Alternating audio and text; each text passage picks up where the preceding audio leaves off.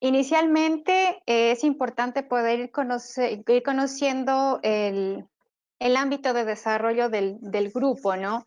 Si bien hay algunas personas que entiendo que ya lo han aplicado o están por aplicar el cuida, eh, pues vamos a ir viendo o entendiéndolo mucho mejor a medida que obviamente lo vamos estudiando y lo vamos conociendo, ¿sí?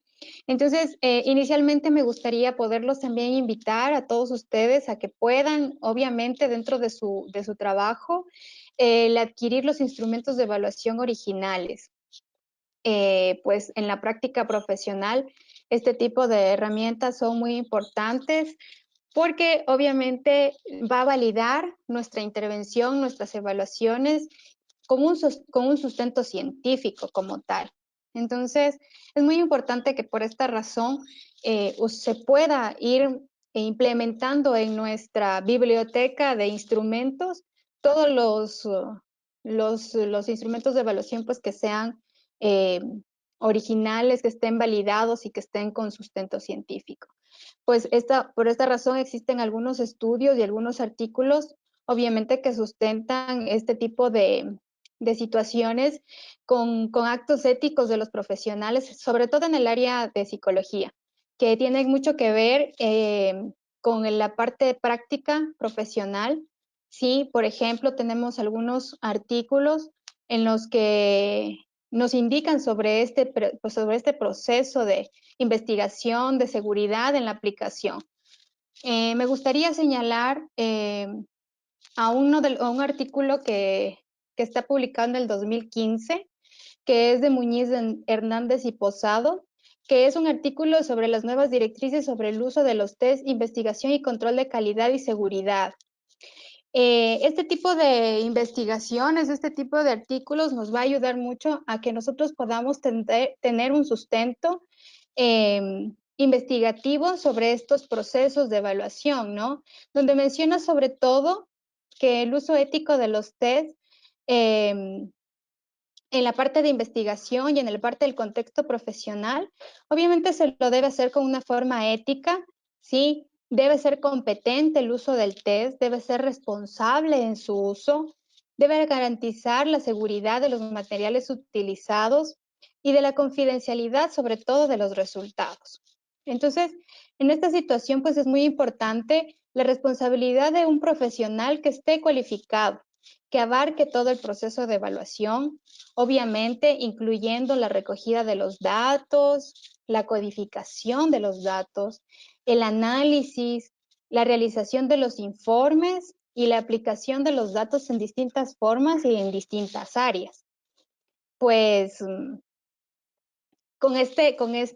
este contexto, pues podemos ver que si nosotros hacemos un trabajo del área, en el área en el que estemos, si es en la parte forense, si es en la parte clínica, si es en la parte de intervención, si es en el área psicoeducativa, en cualquier ámbito que nosotros vayamos a aplicar un proceso de evaluación, pues también nuestro trabajo se va a ver validado y obviamente también le vamos a dar el peso que corresponde a nuestro trabajo bajo las responsabilidades que nosotros tenemos en el contexto de saber si tenemos un paciente, un usuario que necesita tener algún tipo de evaluación en específica y nosotros podemos hacerlo o no podemos hacerlo. Si sabemos que estamos calificados o tenemos la capacidad de poder implementar un instrumento eh, específico, un instrumento de validez, o cómo lo vayamos a hacer con toda la ética profesional y sobre todo teniendo en cuenta que el instrumento que nosotros vamos a aplicar, independientemente de cuál sea, nos va a dar mucha información, una información muy valiosa de la cual nosotros como profesionales tendremos que darle el sustento adecuado y tenemos que sacar de eso una directriz para este paciente o para este usuario.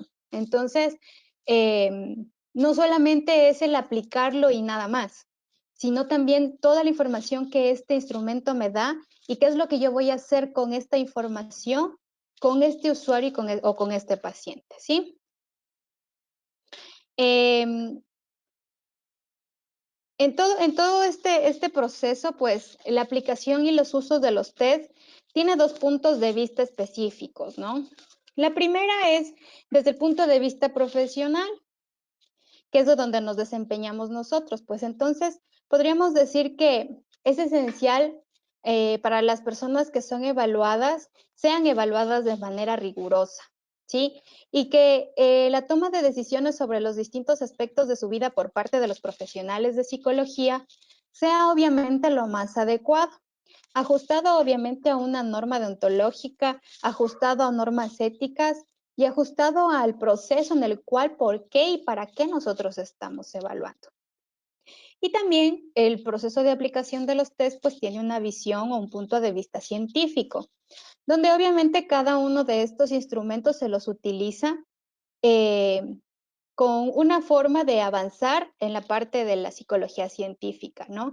Y con la idea de poder ir proporcionando nuevos instrumentos para la práctica profesional.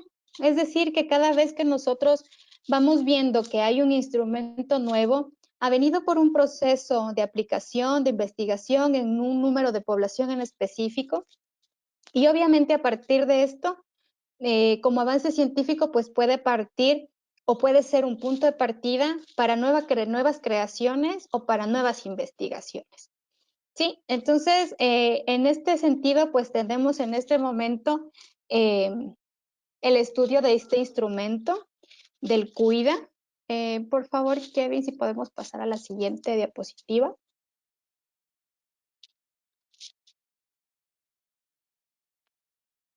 Perfecto.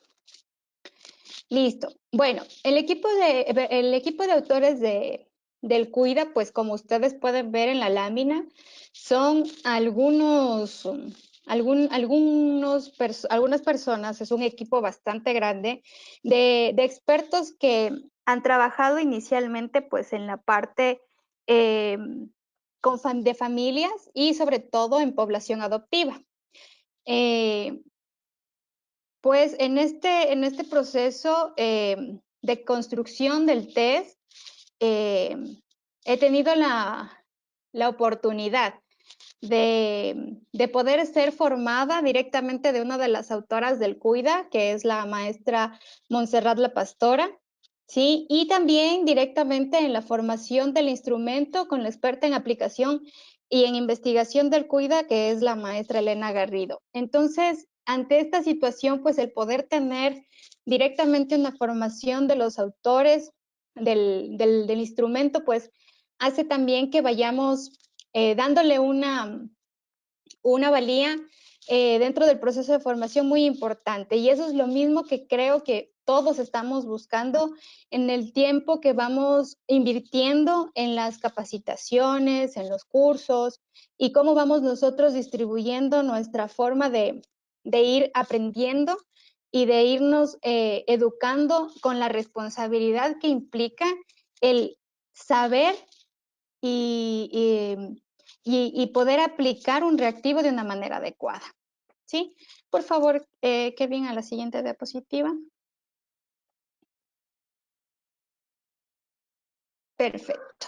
Bueno, aquí vamos a ver sobre las características del instrumento. ¿Sí? Pues bueno, vemos que el CUIDA es una prueba creada para evaluar las características que resultan más relevantes para un establecimiento competente y funcional de las relaciones de cuidado. Aquí me gustaría irles indicando algunas características importantes. El CUIDA se lo aplica a población adulta, ¿sí? No se lo puede aplicar a niños, no se lo puede aplicar a adolescentes, ¿sí? Por ejemplo, si nosotros queremos saber cómo es el cuidado o cómo es la dinámica familiar a través de un instrumento aplicado para un niño, niña o adolescente, podemos utilizar otros test que nos pueden ayudar como soporte, pero no el cuida. Hubo en algún momento algún acercamiento que yo tuve con algunos profesionales, si no me equivoco, me parece que fue de psicología infantil, donde en algún grupo de niños se les aplicó a los niños el cuida. porque querían los profesionales más conocer un poco sobre cuál era la dinámica o las características de cuidado y protección que tenían los padres con estos niños. Sin embargo, el cuida no está diseñado para aplicarlo en población de menores, ¿sí? Entonces, esto es muy importante poderlo tener en cuenta. Además, tenemos algunas características. Por ejemplo, usualmente, pues, el cuida lo vamos a ver centrado en los procesos de adopción, acogimiento, tutela, custodia, siempre de un menor, ¿sí? Por lo tanto, a quienes serán evaluados o a quienes serán puestos en intervención directa con este instrumento serán a los adultos, ¿no? Que obviamente tengan a su cargo algún menor bajo su cuidado, ¿sí? En este instrumento, pues tenemos 189 ítems, ¿sí? Es autoevaluativo o autoaplicado. Tenemos 4 opciones de respuestas que están en escalas de en desacuerdo, algo en desacuerdo, algo de acuerdo y de acuerdo. Estas son las 4 opciones de respuestas que nos vamos a encontrar. Más adelante ya les voy a ir indicando detalladamente cómo están dispuestas estas opciones de respuesta. Pues la aplicación va a ser en papel y la calificación o corrección del test lo vamos a hacer mediante la plataforma de TEA, ¿sí? Con la corrección online. Y también tenemos la posibilidad de tener un informe valorativo que también está de manera opcional en esta misma plataforma.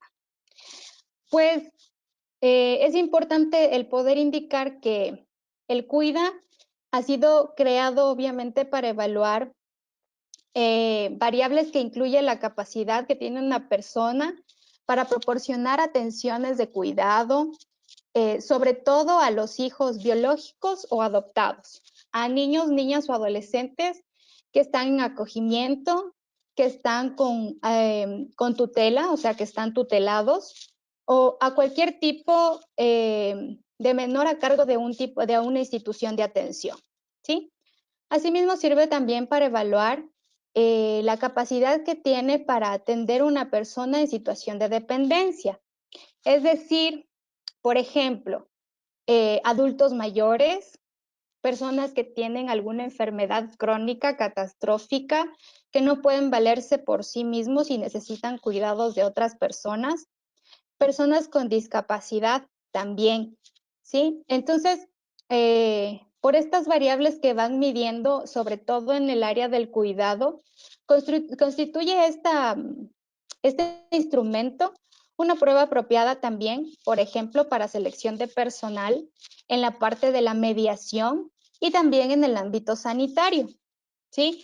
Generalmente este instrumento se lo puede utilizar, por ejemplo, para la selección de personal de las escuelas o colegios, para selección de personal de los centros de acogimiento, ¿sí? O para la selección de personal para centros de atención de adultos mayores, o para cualquier tipo de profesionales que se vayan a desempeñar dentro de un ámbito de cuidado a otras personas. Pueden ser, en este caso, menores de edad o pueden ser personas mayores con algunas características que pueden constituir un cuidado adicional por su condición, ¿sí? El cuidado inicialmente, pues fue un instrumento que fue creado específicamente para solicitantes de adopción. Así nació este test en realidad. Y como fue pensado, pues para poder proporcionar al profesional una información complementaria que pueda dar cuenta sobre los recursos de las limitaciones que pueden tener estos solicitantes de adopción, pero también que sirva como una forma de orientación para poder profundizar los aspectos relevantes y poder prevenir posibles fracasos de adopción o acogimiento. Entonces, estaba creado inicialmente para la población adoptiva. Cuando hablamos en acogimiento, se refiere en especial a las modalidades alternativas de cuidado, por ejemplo, a las familias de acogida o familias temporales, que también están siendo parte de una medida de restitución de derechos de los niños, niñas o adolescentes, y para poder calificar como idóneos a los miembros de familias temporales o de acogimiento familiar, también se utilizaba el instrumento para poder saber si estas familias prestaban con las características correspondientes de cuidado y protección. Pero, sin embargo, pues a medida que se fue avanzando en la elaboración de la prueba, realmente los resultados pues del CUIDA tenía mucho más potencial que solamente ser acoplado a la parte de la población adoptiva. Y podía medir algunas variables, por ejemplo, variables afectivas, variables cognitivas, que estaban directamente relacionadas en poder establecer relaciones adecuadas de cuidados con otros.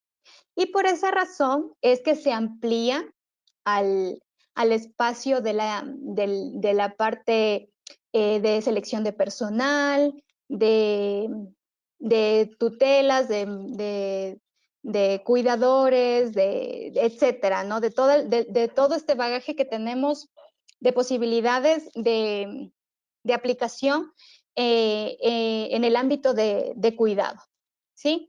La siguiente diapositiva, por favor.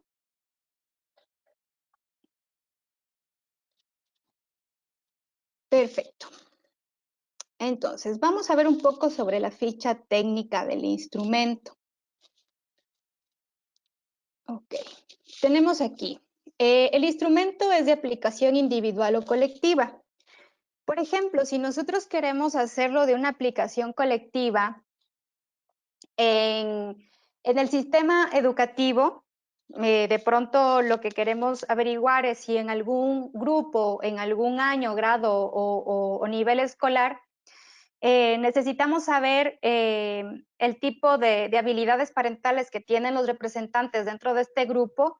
Podemos, por ejemplo, llamar a una reunión y la psicóloga de la institución puede aplicar el instrumento en un solo momento de manera colectiva, por ejemplo, a los representantes. Entonces, se podría hacer de esa manera. Sin embargo, también existe la aplicación individual. Obviamente, en esta va a ser lo más adecuado que pueda tener un espacio en el cual el evaluado o evaluada pues pueda realizar su test en un espacio libre de distracciones, en un espacio donde pueda desarrollarlo sin mayor dificultad, que tenga las herramientas necesarias, porque si es un espacio, perdón, si es un instrumento donde se llena con una hoja y con un lápiz, pues la persona que le va a evaluar obviamente tiene que proveerle de lo necesario justamente para que la persona evaluada lo pueda resolver o lo pueda aplicar. Está constituido de 189 elementos. Aquí me quiero detener un poco. A ver, estos 189 elementos están destinados a medir variables afectivas, cognitivas, variables sociales, que están directamente relacionadas con la capacidad de establecer relaciones funcionales de cuidado con otra persona, ¿sí? Entonces, podemos decir que todos los elementos que nosotros vamos a encontrar siempre van a estar derivados a estas capacidades de cuidado. Se valoran 14 variables de personalidad. Dentro del instrumento tenemos algunas eh, variables. Están integradas por las siguientes escalas. Altruismo, apertura, asertividad, autoestima, capacidad de resolver problemas, empatía, equilibrio emocional, flexibilidad, independencia, reflexibilidad, sociabilidad, tolerancia a la frustración y capacidad también de establecer vínculos afectivos o vínculos de apego y capacidad de resolución de duelo. Por favor, la siguiente diapositiva. Vamos a ir hablando de cada una de estas escalas, una por una, para poder ir comprendiendo cómo se va elaborando el instrumento como tal. Tenemos también que se valoran 3 factores de segundo orden. Se valora un factor adicional y se incluyen 3 escalas de deseabilidad social, inconsistencia de respuesta e invalidez, ¿sí? Estas variables que mide el CUIDA mediante sus escalas primarias, cuyo análisis nos ha permitido establecer factores de segundo orden. Los factores de segundo orden son los factores de cuidado responsable, cuidado afectivo y sensibilidad hacia los demás.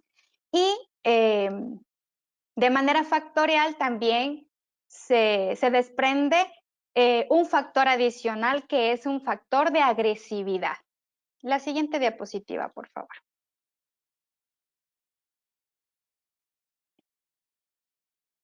Listo.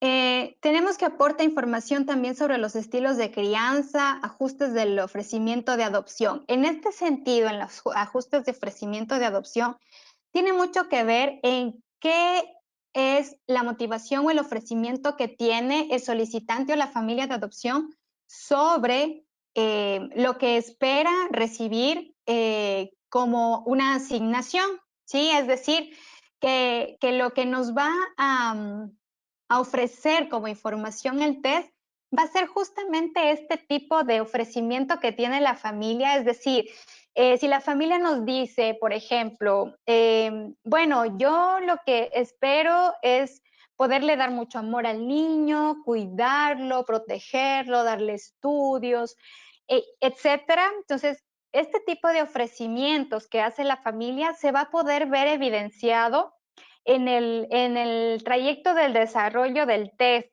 y nos va a poder indicar si estos ofrecimientos realmente están siendo sustentados, si realmente están siendo valorados o si realmente son reales o verídicos dentro de esta aplicación o es parte de una estrategia de deseabilidad social que el evaluado está utilizando con el fin de parecer como un poco más agradable ante el evaluador, ¿sí? Que puede también suceder y que como una especie de beneficio con ellos como solicitantes. También tenemos la descripción en diferentes ámbitos de aplicación. El CUIDA tiene varias aristas de aplicación. Es un test muy amplio, ¿sí? Que nos va a poder ayudar en algunas áreas de trabajo. Y también tenemos dentro de la ficha técnica la interpretación de los ítems críticos para la adopción. Los ítems críticos son algunas características de alerta que arroja el test con la finalidad de poder identificar cuáles son las falencias o cuáles son los puntos en los cuales nosotros podemos identificar a la familia que se pueden trabajar, que se pueden mejorar o que pueden ser parte de una posible, de pronto, dentro del análisis, una posible negativa, por ejemplo, para la adopción, que son específicos para esta área. Entonces, podemos decir que el CUIDA refleja múltiples componentes de personalidad y de parentalidad, ¿sí? Este test está basado en las teorías de los rasgos. Tengo entendido que si todos estamos aquí en la parte del área psicológica, hemos visto ya algo sobre la teoría de los rasgos de personalidad. Este test está constituido como un continuo de rasgos de personalidad, como una disposición cognitiva y emocional, ¿sí? Y que esto va a influir directamente en las conductas y en las actitudes, sobre todo de la crianza y del cuidado. Pero me gustaría ir un poco recordando esta teoría de los rasgos. La siguiente diapositiva, por favor. Porque es importante ir como que retomando un poco la base de lo que está haciendo como el inicio de la construcción de este test, ¿no? Entonces, podemos ir viendo, pues, que dentro del proceso de la construcción de la personalidad, vamos viendo que tenemos patrones de conducta que nos hace ser como somos, es decir, que nos caracteriza en nuestra forma de ser, en nuestra forma de sentir, en nuestra forma de pensar y cómo nos vamos relacionando. Tenemos esta construcción, la diferenciación que nos hace entre unos y otros, ¿sí? El poder tener una conciencia y una continuidad en las diferentes circunstancias o situaciones. Cómo yo resuelvo o cómo yo reacciono ante alguna situación y cómo otra persona ante esa misma situación gestiona de una manera distinta. Describir también la parte de la persona, cómo somos nosotros, con los valores, el autoconcepto, el autoconocimiento, el autoeficacia que nosotros vamos teniendo en el desarrollo de la vida, ¿sí? Y se va desarrollando, obviamente, esta personalidad en el proceso de la socialización, ¿sí? Pues, aunque el cuida no es una prueba en sí, en su totalidad, para medir personalidad en toda la extensión de la palabra, su estructura sí se basa en la teoría de los rasgos de personalidad. Y esta teoría considera que la personalidad puede ser estudiada a partir de diferentes rasgos que presenta cada persona, cada individuo. Es decir, en ciertas disposiciones generales de cogniciones, sentimientos, conducta, que pueden ser relativamente estables y que se explican las relaciones ante una amplia variedad de situaciones que podemos tener en el desarrollo de nuestra vida, siendo pues las conductas que nosotros tenemos 100% observadas o que los indicadores o los signos de estos rasgos o de estas manifestaciones pueden ser medidas, ¿sí? Por su consistencia, se distinguen en los estados que son transitorios o situacionales y pues que son congruentes a medida que se van presentando cambios, obviamente, dentro del proceso evolutivo según la edad que vamos teniendo. Y según las dimensiones continuas, en las cuales se pueden establecer diferencias que son cuantitativas, ¿sí? Que son significativas en los sujetos y que pueden ordenarse según el grado que se muestran los rasgos, de mayor a menor, o que pueden irse dando esta manifestación en mayores o menores grados de exposición. La mayor parte presenta generalmente situaciones intermedias, es decir, que en el proceso de la construcción de la personalidad no tenemos puntos extremos, ¿sí? Pero sin embargo, en el desarrollo vamos viendo que hay algunas manifestaciones muy evidentes, extremas, que podemos irlas distinguiendo con mayor facilidad. La siguiente diapositiva, por favor.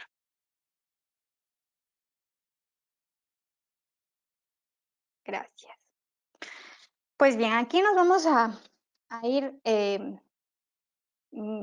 quedándonos un momentito en esta parte, porque es importante que si el cuida eh, es, está basado o es construido dentro del proceso de la teoría de los rasgos de personalidad, pues tenemos que ir viendo de dónde fueron sacados estos elementos, ¿no? Porque tenemos varios autores y tenemos varias teorías de rasgos de personalidad. Entonces el TED ha ido recopilando de algunos autores estos rasgos y estas formas de manifestación de personalidad para poder ir estableciendo una lista o unas características específicas que nos permitan a nosotros poder identificar estos rasgos y que tienen que ver directamente con la manifestación de esta habilidad de cuidado o de protección de los adultos hacia las personas que están cuidando. Entonces, tenemos, por ejemplo, la teoría de Gordon Allport, ¿sí? Que bueno, en esta teoría tenemos tres niveles de rasgos de personalidad. Él nos habla sobre los rasgos cardinales, los rasgos centrales y los rasgos secundarios. Pues estas tres niveles que se categorizaron pudieron ir dándole un sentido al proceso de la construcción de la personalidad y, por ejemplo, nos habla sobre los rasgos cardinales específicamente, que son rasgos que predominan durante toda la vida de un individuo, ¿sí? Que generalmente surgió esta calificación porque los rasgos de personalidad eran un poco extraños o raros y que en algunas ocasiones se tardaban en desarrollarse en la vida. Por ejemplo, en este rasgo de personalidad, perdón, en este rasgo de la construcción de la personalidad, está la personalidad narcisista, ¿sí? Que tiene ciertas características que no son muy comunes y por esa razón se la tomó como parte de los rasgos cardinales. Tenemos los rasgos centrales, ¿sí? Que son unos rasgos que no son tan dominantes como los cardinales, pero que también se utilizan como parte de la descripción de la forma de ser de algunas personas.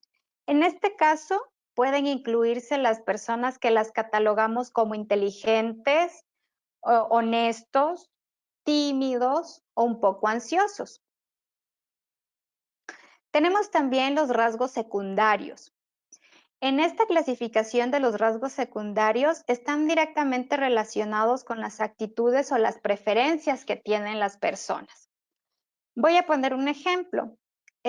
Cuando nosotros decimos, es que mi amigo se pone nervioso cuando habla delante de las personas, o mi hermano se pone muy impaciente cuando tiene que esperar en la fila del banco, ¿sí? O cuando digo, le gusta esto o le gusta lo otro, o tiene una preferencia específica por. ¿Sí? Entonces, en este sentido, los rasgos secundarios siempre va a tener relación con las actitudes o con las preferencias. En este sentido, pues este autor pudo desglosar estos rasgos de personalidad en estas tres áreas.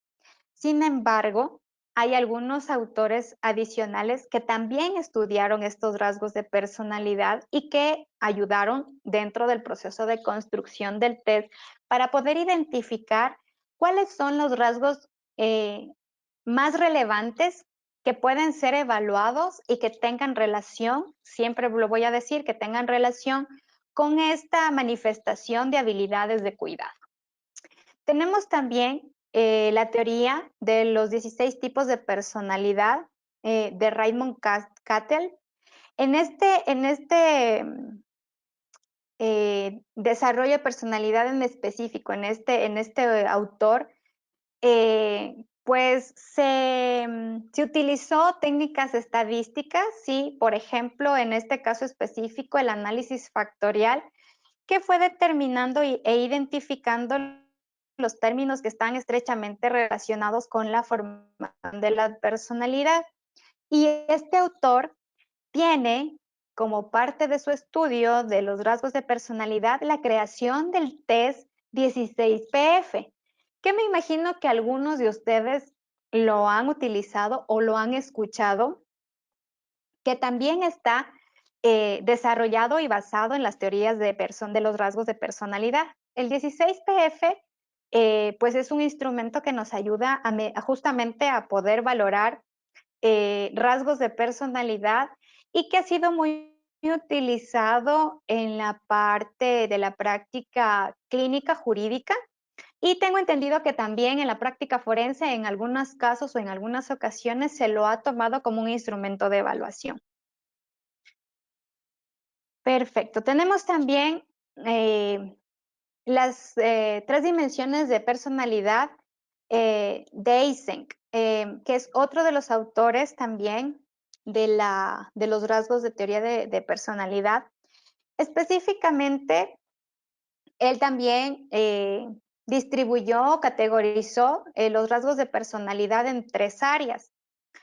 En la primera, que es el área de introversión, extraversión, que obviamente la parte de esta clasificación, pues está dirigida específicamente en la atención que tiene el ser humano, en las experiencias internas, en la parte de introversión, y en las experiencias del exterior o hacia otras personas como extroversión.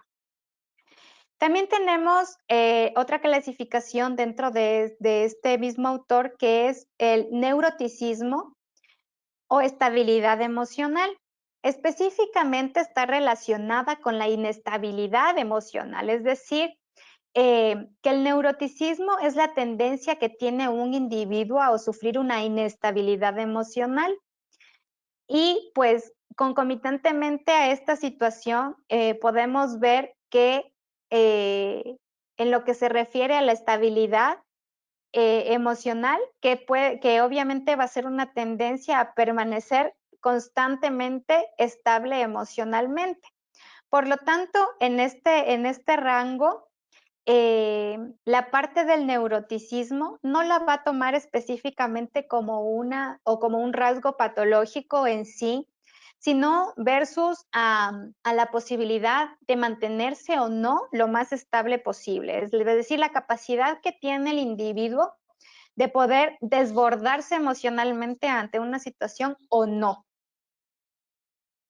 Otra de las características que tiene este autor es el psicoticismo, ¿sí?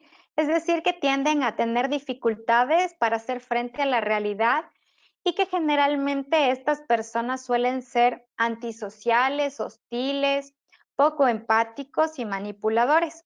En este aspecto del psicoticismo sí va un poco más hacia la parte patológica. Tenemos otra teoría de los 5 factores de personalidad, ¿sí?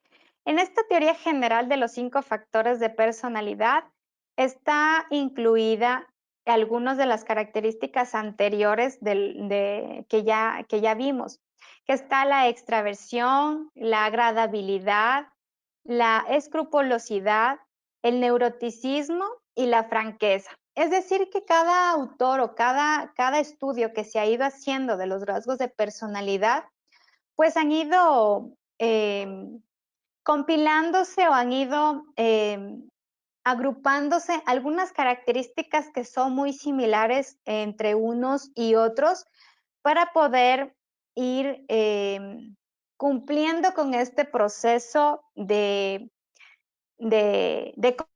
construcción de estos rasgos.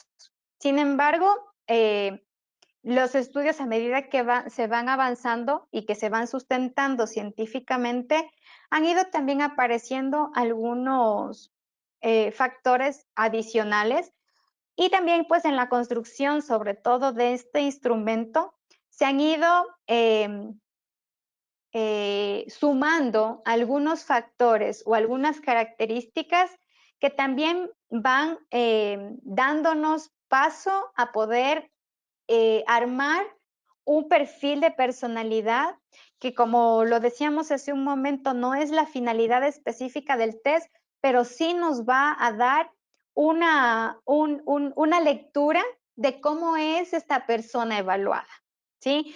De cómo es su forma de ser, de cómo es su personalidad, cómo es su forma de desempeñarse en la vida diaria y cómo este tipo de situaciones o estos constructos que este individuo tiene, pues genera apoyo o afecta o contribuye o limita a su desarrollo con una persona en la cual necesita de su cuidado, es decir, que con una persona a la cual él esté brindándole una atención, un cuidado o una protección. Tenemos aquí las escalas primarias, que son algunas. Tenemos inicialmente como la primera escala primaria que nos aparece dentro de la descripción del test es el altruismo.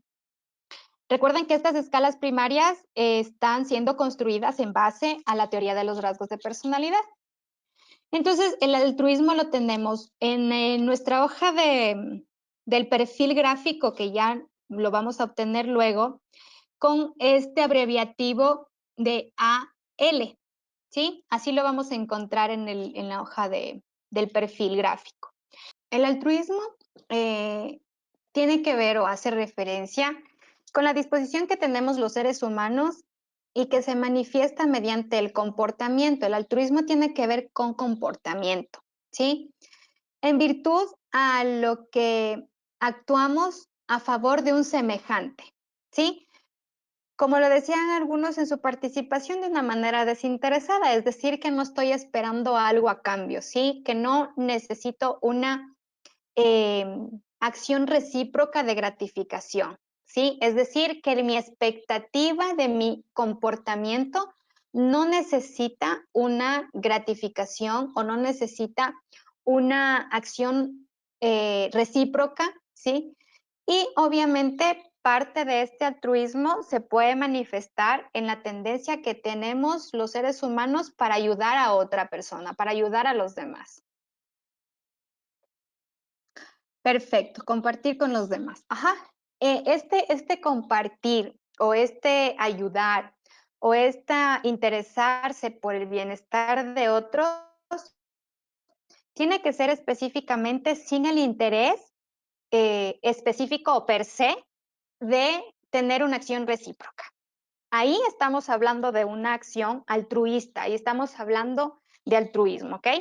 Entonces, tener siempre presente, no solamente es el hecho de yo ayudar o preocuparme por, no, sino también el que, ¿qué recibo?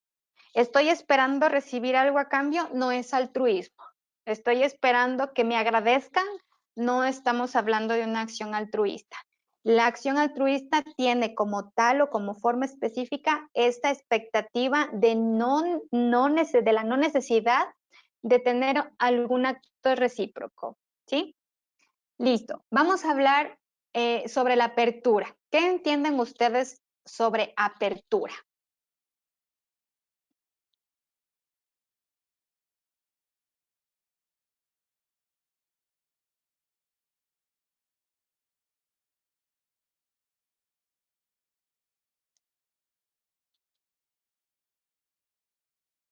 Adaptarse a los cambios, ¿ok? Los que tienen el manual no lo revisen, por favor.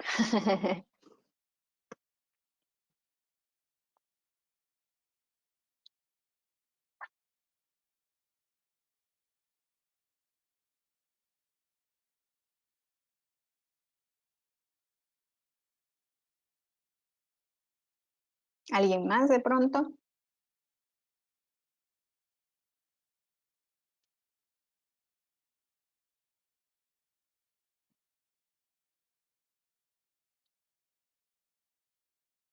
Ok, vamos a ver entonces. Apertura. La apertura va a medir específicamente la conducta que tienen las personas frente a las experiencias nuevas, frente a experiencias distintas, frente a experiencias extrañas que no se han vivido anteriormente y que incluyen elementos de imaginación activa, ¿sí? Este gusto por la variedad, ¿sí? Por la diversidad, por algo distinto, por tener experiencias nuevas. La atención a los sentimientos interiores también, es decir, la curiosidad intelectual, ¿sí? En este interés que tiene la persona por el mundo exterior o por la parte interna, es decir, por el conocimiento interior, tiene mucho que ver con la tolerancia hacia los valores, qué tan tolerantes somos hacia estilos de vida, hacia modos de vida, hacia culturas distintas. La manera en que experimentan las emociones positivas o negativas, ¿sí? Cómo yo lo estoy viviendo, el gusto por o lo familiar o el gusto por lo novedoso, su adhesión a nuevas ideas, comportamientos convencionales o nuevos, ¿sí? A los valores, por ejemplo. Todo eso tiene que ver con la apertura. Nos dicen la disposición a incorporar nuevos elementos de aprendizaje, exacto, sí, o puntos de otros, exacto. Esta apertura nos va a permitir a poder desenvolvernos o desarrollarnos dentro de nuestra cotidianidad y a poder responder de una manera adecuada o de una manera oportuna a diferentes situaciones. Entonces, pues si vamos viendo con estos dos conceptos de altruismo y apertura, que son conocimientos que aparentemente se los ve que son muy o fáciles de tener o muy como que lo podemos encontrar en cualquier persona, ¿no? O sea, todos tenemos la capacidad de ayudar a otros, todos tenemos esa posibilidad de importarnos estar directamente preocupados por otra persona que necesite. Tenemos esta mente abierta o esta apertura para tener distintos cambios. Las personas que han venido siendo eh, directamente relacionados con las distintas brechas generacionales, cómo han ido gestionando esta capacidad o esta apertura para poder ir viviendo ciertos procesos evolutivos sociales. Aparentemente todos podríamos estar inmersos en este proceso, ¿no? Decir, no, sí, nosotros tenemos esta capacidad para poder socialmente aceptar ciertos puntos o ciertas situaciones que dentro del proceso evolutivo social se están dando, etcétera, de cosas, de estos grupos, eh, eh, que de pronto saltan a la luz a medida que va avanzando socialmente, a medida que se van manifestando, a medida que pasa el tiempo y cómo socialmente vamos teniendo esta apertura para recibir este tipo de situaciones, este tipo de movimientos, este tipo de ideologías, este tipo de formas de pensamiento, de actuar, etcétera, de cosas. Y son características que aparentemente todo el mundo tiene o todo el mundo la posee o la gran mayoría.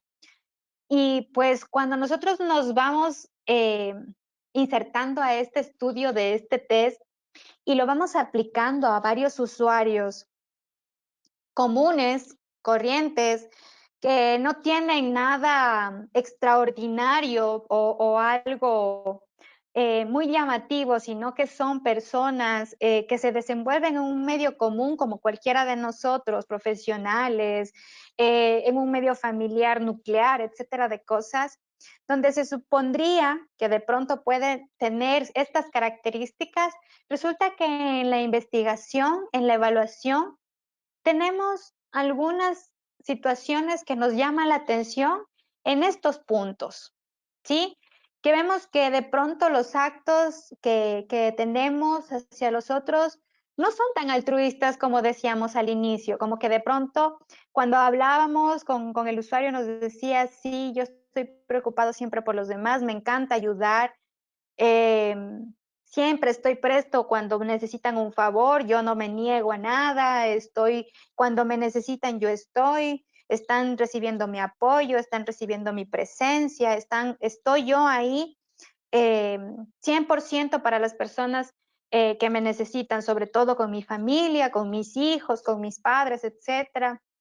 Y vamos viendo que en las características del desarrollo del test, pues por ahí hay algunas novedades o algunas situaciones que no encajan en totalidad o con exactitud con este discurso de estas personas evaluadas. Lo mismo sucede con el área de la apertura. Es una situación o son características en las cuales me permite tener la posibilidad de agradar al evaluador. Ah, es que si yo le digo que no tengo una apertura al cambio o que hay cosas socialmente que no me gustan, que no estoy de acuerdo, o que hay situaciones en el cambio de mi rutina que me ponen muy mal, que me hace dificultar dificultoso el poder desarrollarme directamente en mi vida cotidiana, que si me rompen la rutina que yo tengo, no puedo hacer mi vida cotidiana con normalidad o no puedo continuar con mis actividades, resulta que la apertura está por ahí un poco con algunas novedades que tenemos que irlas analizando durante el proceso de la evaluación. Pero si yo le digo esto al evaluador, ¿qué puede pensar o qué va a decir o qué me va a poner en el resultado del test? Entonces prefiero yo siempre decir que no, que obviamente tengo gran apertura a los cambios, que no me incomoda en lo absoluto el romper mi rutina o el que no me incomoda en absoluto el que, el que pueda vivir experiencias nuevas o que dentro de mi cotidianidad, si yo tenía planificado algo, en último momento lo cambien, etcétera, de cosas, porque justamente la idea es con estas características poder agradar al evaluador. Entonces ahí tenemos que tener mucho ojo, ser muy suspicaces para poder ir determinando o ir identificando eh, estas posibles manifestaciones de deseabilidad social, ¿sí? No lo quiero poner como un término de simulación, o sea, que me está simulando, que me está mintiendo como tal, pero sí con este grado de deseabilidad social porque necesito darle mi mejor pinta al evaluador, necesito darle mi mejor cara, necesito darle lo más bonito que tengo, justamente porque del resultado de esta prueba o del resultado de este espacio de evaluación, va a desprenderse una habilidad o no que yo espero obviamente que en el resultado salga que sí la tengo. Entonces, en estas situaciones hay que estar muy atentos. Perfecto, entonces vamos a seguir. Asertividad. ¿Qué entendemos por asertividad?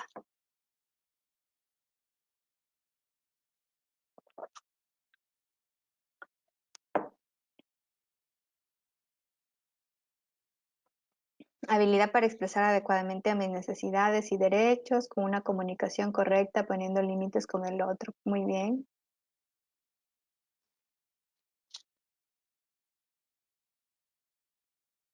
¿Alguien más con asertividad? Todos tenemos asertividad. ¿Ustedes creen?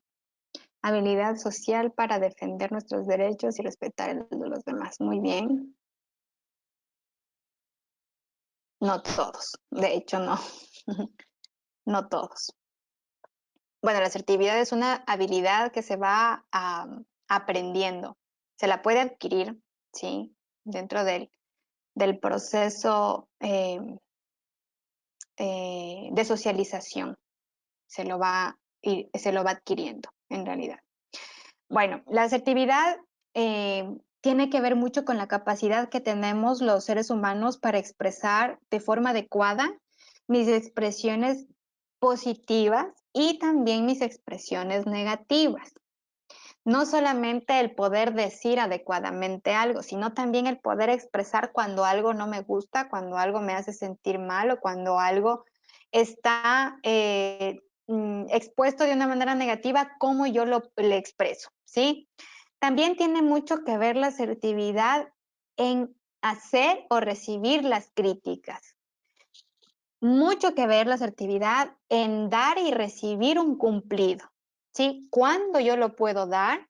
Poder identificar si me dieron permiso para dar un cumplido, si es el ambiente adecuado para yo poder dar un cumplido y de la misma manera para poder recibir un cumplido, cómo yo los recibo. También tiene mucho que ver con el poder aceptar o rechazar peticiones, ¿sí? No sé si ustedes en su país o en el lugar donde ustedes se desarrollan tienen algunas formas de expresarse, pero por ejemplo nosotros acá en Ecuador, nosotros sabemos decir, tiene el sí flojo, es decir, nunca rechaza peticiones, a todo le dice que sí, ¿sí? Entonces, este aceptar y rechazar tiene mucho que ver con la asertividad.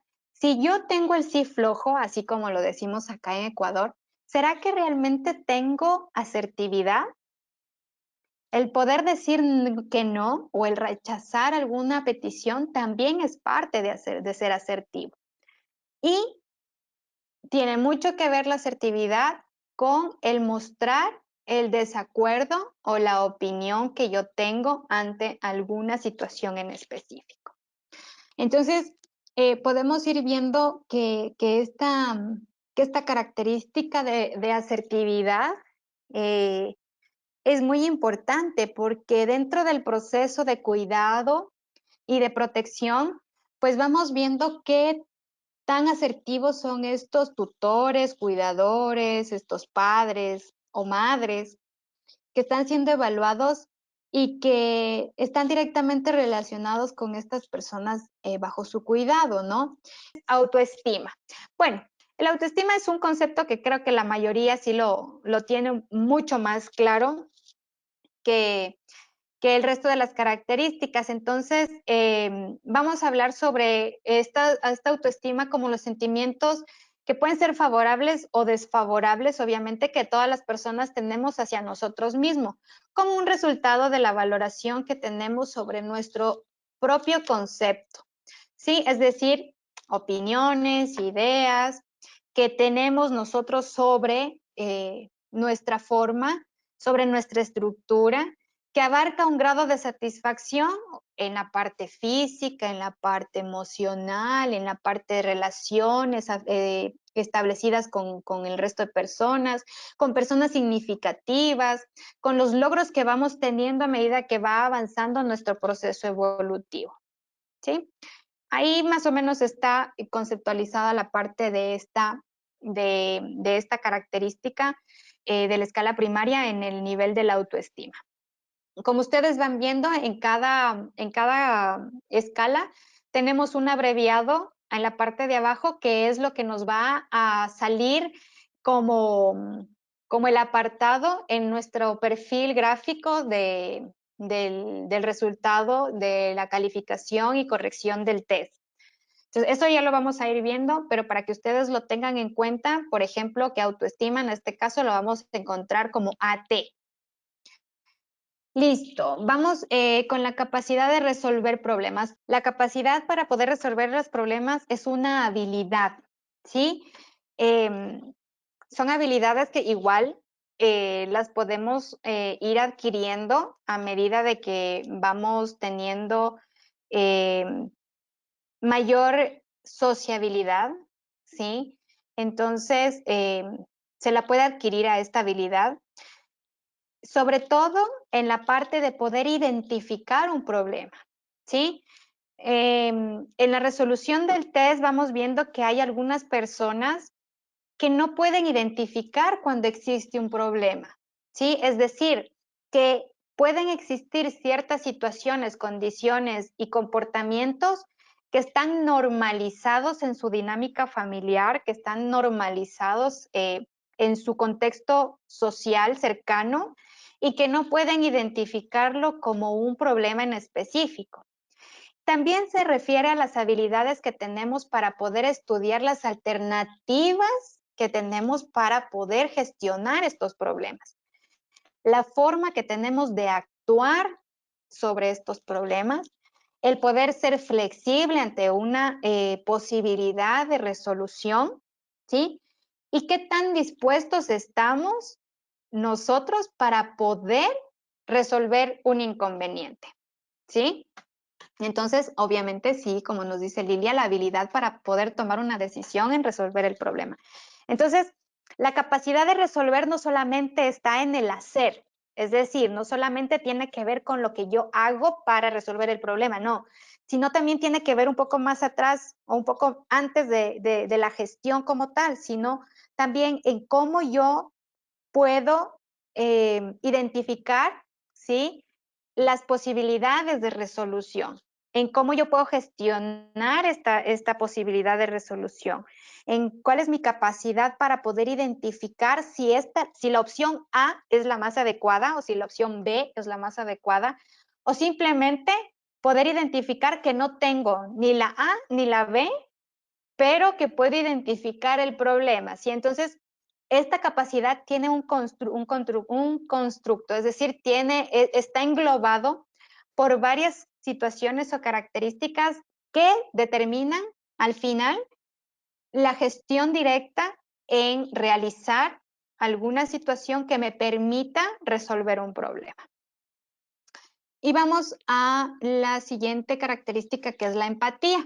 Es un término que está muy utilizado últimamente. Hay que ser empático, la empatía, el poder tener actitudes empáticas con otra persona, etcétera. Entonces, es un término que está bastante como en boga, por decirlo de alguna manera, muy sonado actualmente. En la parte del coach, sí, es un término que en coaching lo utilizan muchísimo, ¿sí? Entonces, hay muchas, en muchas áreas, en muchas aristas de intervenciones de diferentes formas laborales, pues que se ocupa mucho este término y que a veces puede ser distorsionado también y que es muy importante tenerlo muy claro. Entonces, Liria nos dice comprender y acompañar al otro. Ok. Sí, efectivamente, la empatía consiste en poder tener la capacidad de reconocer, ¿sí? Y comprender los sentimientos de otros, de reconocer y comprender actitudes de otros, de reconocer y comprender circunstancias que les afectan en algún determinado momento a otras personas. Es decir, que esto implica en comprender un estado interno, ¿sí? O un estado de identificación con alguna situación o sentimiento de otra persona. También tiene mucho que ver con aceptar y respetar los sentimientos y emociones de los demás, sin tener la necesidad de emitir un juicio de valor ante estos sentimientos y estas emociones de los otros. Tiene mucho que ver con la capacidad que está relacionada con la madurez personal, es decir, empatía va cogidito de la mano con la madurez personal, ¿sí? Va cogidito de la mano con apertura para poder entender los puntos de vista diferentes o los puntos de vista de otros. Va cogido de la mano también de confianza y de paciencia hacia las demás personas, ¿sí? Entonces, vamos viendo que, la empatía no solamente es poder comprenderlo al otro, que no solamente es poder entender al otro, ¿sí? Tiene mucho también que ver en cómo yo acepto y cómo yo recibo también situaciones, emociones de otras personas. Validar a otra persona, totalmente. El poderle dar valor a lo que siente otra persona, a lo que vive otra persona, a la situación por la cual está pasando otra persona. Y poder validar a otro, como lo explicaba, tiene mucho que ver con la madurez de la persona, es decir, con la capacidad de poder aceptar o de tener la apertura justamente para poder mirar con respeto la situación por la cual está viviendo la otra persona. ¿Sí? Muy bien. Vamos a la siguiente diapositiva, por favor.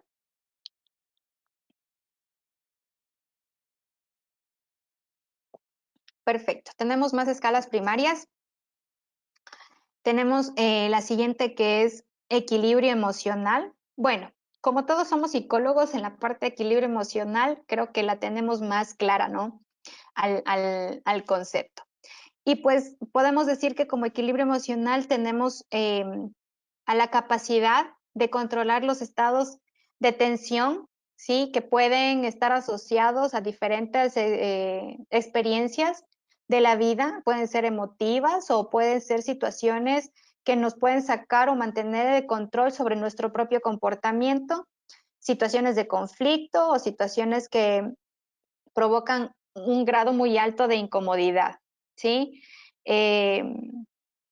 Pues esta situación se puede evidenciar en cómo tenemos las personas la capacidad de mostrar nuestras emociones, nuestras sensaciones, mostrarnos si estamos tristes, ansiosos, tensos, si estamos vulnerables, si somos impacientes o irritables. Entonces, esta capacidad que nosotros tenemos para poder mantener el control sobre estas diferentes manifestaciones a lo largo que nosotros tenemos de nuestro desarrollo personal y de nuestro diario vivir.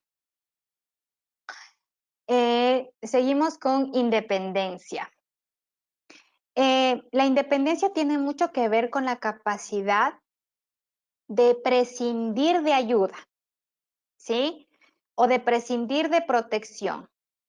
Es decir, si yo tengo la capacidad de desenvolverme solo o de todavía tener manifestaciones de protección o de cuidado de terceras personas, ¿sí?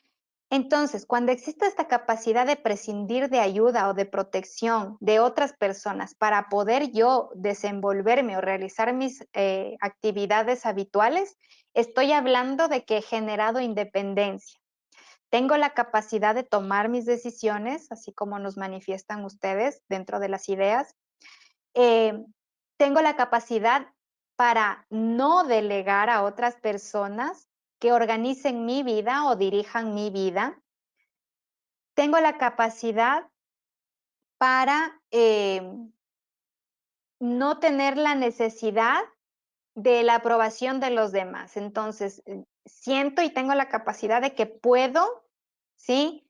Tomar mis decisiones sin la necesidad de una aprobación adicional, ¿sí? Y que tengo también la capacidad de asumir mis propias responsabilidades. Perfecto. Vamos con la siguiente escala, que es flexibilidad. ¿Qué creen ustedes que sería la flexibilidad?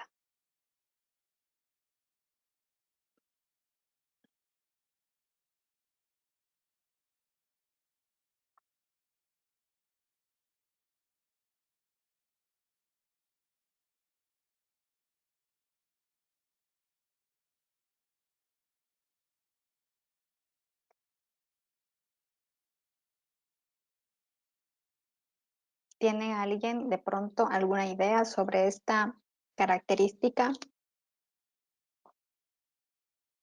Apertura, sí, tiene mucho que ver con la apertura, capacidad de adaptación. Ujú. La flexibilidad tiene o es la capacidad de poder percibir y aceptar los diferentes matices que puede presentarse en una situación específica. Es decir, la capacidad que yo tengo como ser humano para asumir y adaptarme a las circunstancias propias de cada situación y de un momento concreto, ¿sí? Por ejemplo, cuando una persona es flexible, significa que no existe para ella una sola forma de hacer las cosas, ¿sí? Significa que no siempre tiene que dejarse de llevar o ceder o ser condescendientes con todo el mundo, sino que también tiene la capacidad de poder escuchar, tiene la capacidad de poder observar lo que ocurre a su alrededor, tiene la capacidad de poder rectificar oportunamente sus actitudes, de poder tener en cuenta los puntos de vista o acciones distintas para poder lograr una mejor forma de convivencia, una forma de entendimiento con los demás. Entonces, esta capacidad le permite tener una habilidad, ¿sí? Para no convertir su cotidianidad o su desenvolvimiento diario en un estado rígido, ¿sí? Sino que tiene la capacidad de poderse ir adaptando a diferentes situaciones o circunstancias que le permite tener una mejor convivencia con las personas que le rodean. Vamos con la siguiente escala, que es sobre la reflexibilidad. ¿Qué creen ustedes que puede entenderse como reflexibilidad?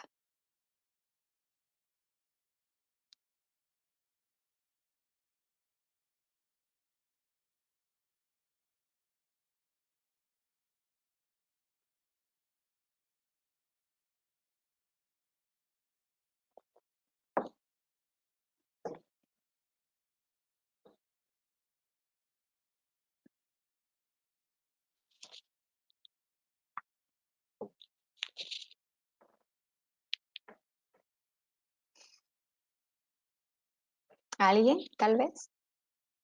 ¿No? Es un término que no es muy común.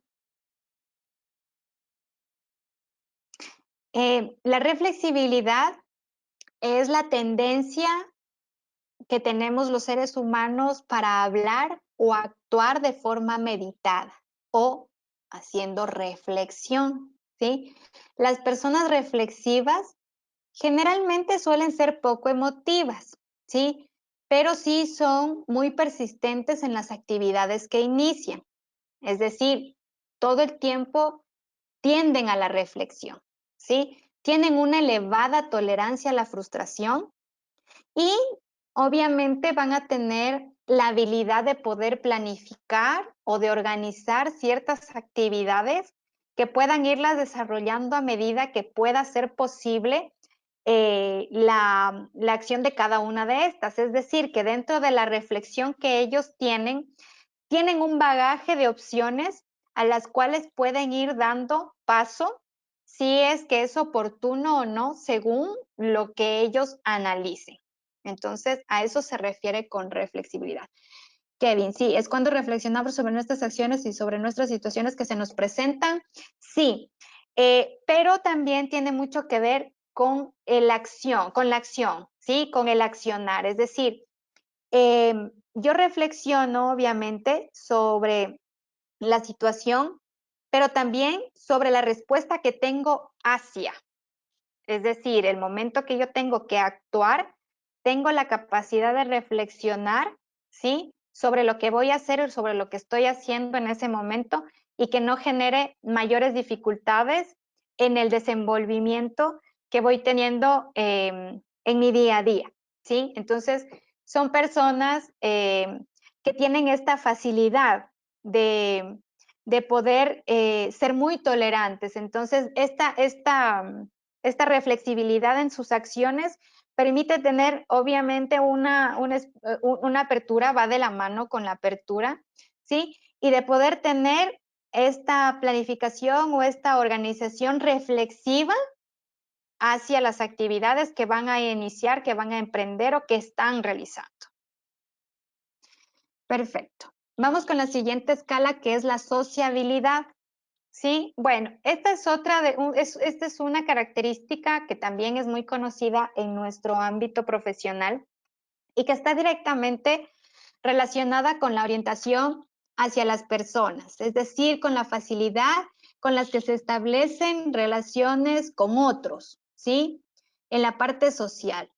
La preferencia por las compañías de los demás, por los gustos, actividades sociales, las competencias sociales. La competencia no se refiere a un estilo de competitivo como tal, sino a un desarrollo o una especie de espacio donde yo me puedo desempeñar socialmente, ¿sí?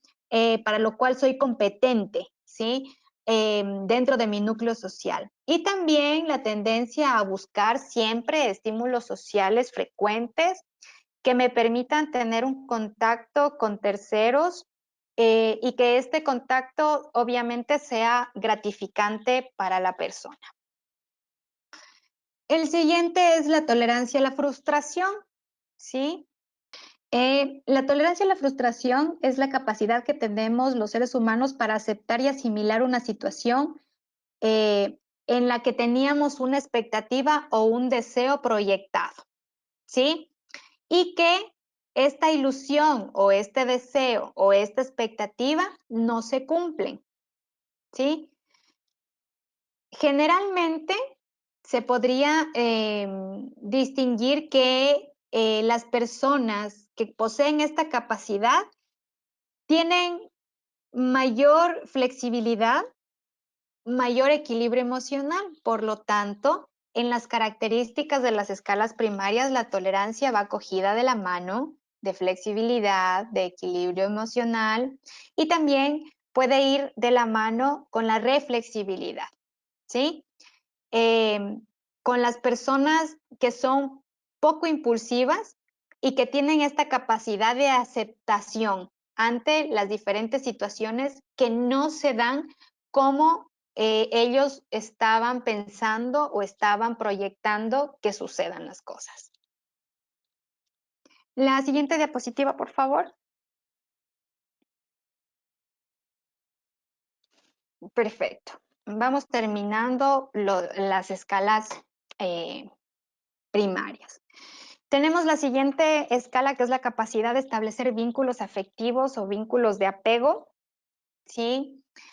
Esto tiene mucho que ver con la parte de la construcción dentro de la dinámica familiar y se trata sobre la capacidad humana que tenemos para formar vínculos afectivos y constituye obviamente parte de la importancia dentro de un requisito fundamental en el desarrollo evolutivo adecuado de, de los niños, niñas, adolescentes hasta convertirse en personas adultas y en el poder establecer de estas relaciones interpersonales adaptativas que nos permitan poder dar un valor en sí a las personas que puedan disponer de este recurso de los vínculos de apego con la capacidad de permitir el proceso de vinculación, es decir, con el proceso de generar el vínculo afectivo entre los miembros del núcleo familiar, especialmente con los padres e hijos, como un resultado de un estilo de vida o de un estilo de crianza o de una dinámica familiar, que lo ideal sería que desemboque en un apego seguro. Dentro del proceso de estudio de la psicología, hemos ido identificando que existen varios tipos de apego. Tenemos estudiadas también las teorías del apego y de estas teorías del apego están caracterizadas algunas definiciones dentro de este test que nos va a dar como resultado en esta escala primaria en la capacidad de establecer vínculos de apego. Es decir, que vamos a tener la respuesta con vínculos de apego seguro o con vínculos de apego inseguro, evitativo, etcétera, que nos pueda determinar cómo se ha generado el vínculo de los adultos con los niños y cómo esto influye dentro del proceso del comportamiento y actitudes de cuidado y de protección como resultado de la evaluación de este test. Y tenemos por último la capacidad de resolución de duelo, que me gustaría ahí también saber cómo ustedes gestionan este concepto de la capacidad de resolución de duelo.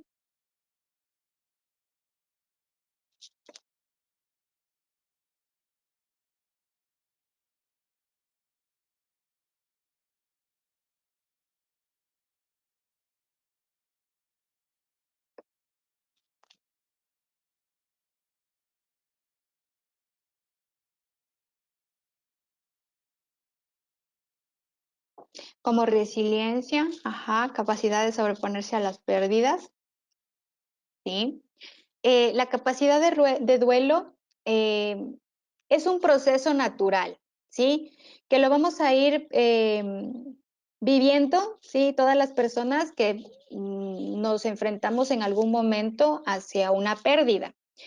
Esta experiencia, pues que todo ser humano va a atravesar dentro de su periodo evolutivo, requiere la capacidad para poder elaborar esta situación, elaborar y resolver esta situación que puede ser manifestada, puede ser con aceptación a la pérdida o que puede también afectar al desarrollo de su nivel personal, familiar o social. Entonces, esta capacidad tiene mucho que ver con esta eh, habilidad de aceptación o falta de aceptación ante estas pérdidas. Un duelo puede darse por algunas manifestaciones de pérdidas, no solamente es la muerte de personas cercanas, amigos o alguien significativo en la vida, sino también tiene mucho que ver, por ejemplo, con pérdidas laborales, con pérdidas de núcleo social. Por ejemplo, los niños que son retirados de sus familias por vulneración de derechos pasan por un proceso de duelo. Cuando son insertados a acogimientos institucionales o casas asistenciales o orfanatos, pasan por un periodo de duelo. Cuando los niños tienen en el proceso de esclarecimiento legal con medida judicial la pérdida de patria potestad, pasan por un periodo de duelo. Cuando los niños tienen aptitud legal para ir en adopción y van con una familia adoptiva y dejan el establecimiento o la institución de acogimiento o la casa hogar, también pasan por un periodo de duelo. Es decir, que hay algunas circunstancias, situaciones en personas, niños, niñas, adolescentes o adultos que generan ciertas características en las cuales sus experiencias con el duelo son repetitivas, ¿sí? Y eso es muy importante también poder evaluar dentro del proceso en el cuida, sobre todo a esta capacidad de poder sobreponerse o no ante estas pérdidas. ¿Qué tan significativas son y qué tan influyentes son en su desarrollo personal, desarrollo social, desarrollo familiar, desarrollo laboral? ¿Y cómo están afectando estas pérdidas y todavía siguen siendo pérdidas que a pesar de que han pasado varios años, todavía siguen existiendo una manifestación en la que genere algún tipo de inconvenientes en su área de desenvolvimiento? Entonces, tenemos mucho que ir analizando en esta capacidad de resolución de duelo.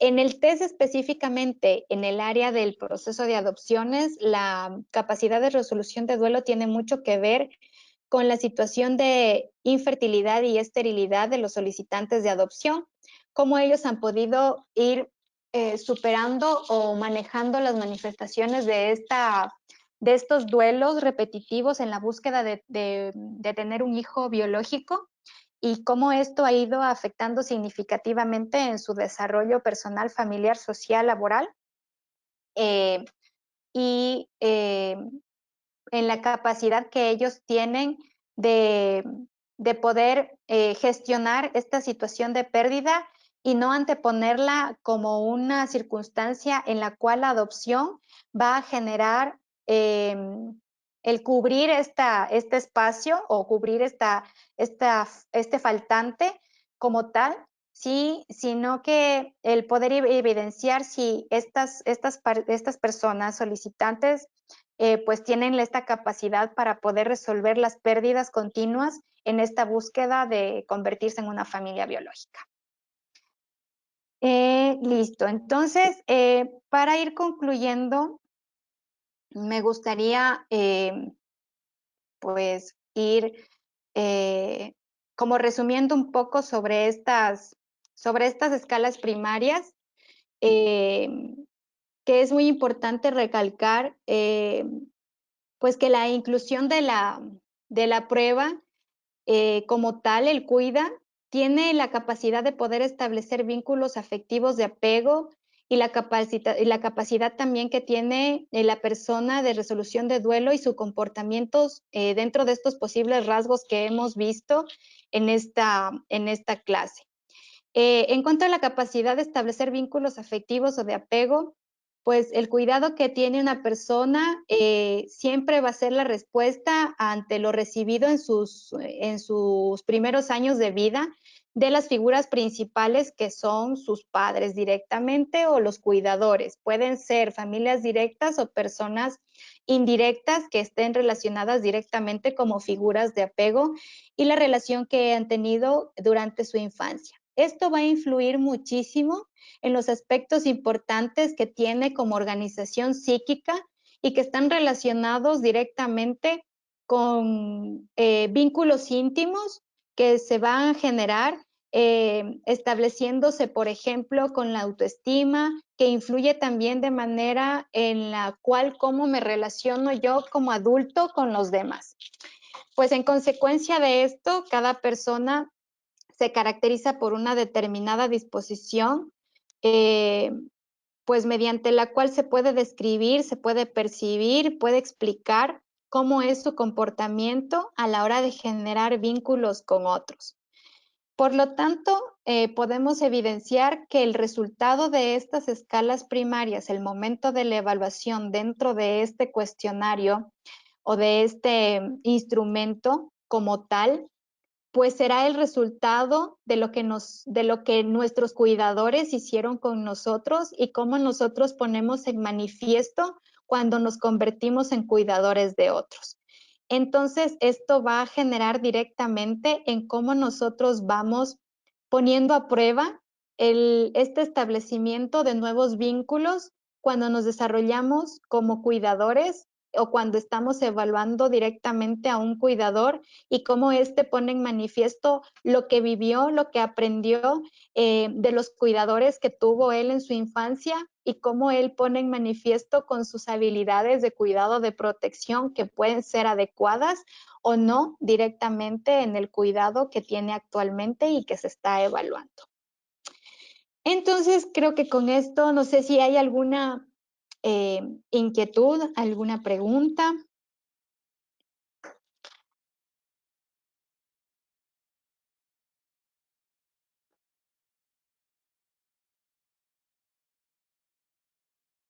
¿No? ¿Todo está claro?